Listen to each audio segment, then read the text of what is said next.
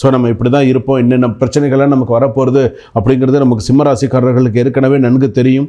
இதுக்கப்புறமும் நிறைய விஷயங்கள்லாம் தெரியக்கூடிய சில சூழ்நிலைகள்லாம் உண்டு.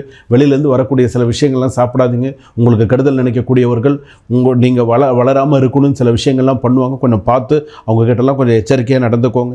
உங்களுடைய ராசிப்படி எடுத்துட்டோம் அப்படின்னு சொன்னால், குடும்பம் அப்படின்னு எடுத்துட்டோன்னா குடும்பத்தில் சிறு சிறு சண்டை சச்சரவுகள் வந்தாலும் அது வெளி மனசாலால் தான் வருமே தவிர நார்மலாக சில விஷயங்கள் வராது. சில பேருக்கு வந்து பார்த்திங்க அப்படின்னு சொன்னால் உங்கள் மேலே சந்தேகமும், சில பேருக்கு வந்து பார்த்திங்கன்னா உங்கள் பணத்தை கொடுத்துட்டு சந்தேகப்படுறது, இந்த மாதிரியான சில விஷயங்கள் பிரச்சனைகள் எல்லாம் வரும். ஸோ இதிலெல்லாம் கொஞ்சம் கவனமாக இருங்க. பண விஷயத்தில் கவனமாக இருங்க.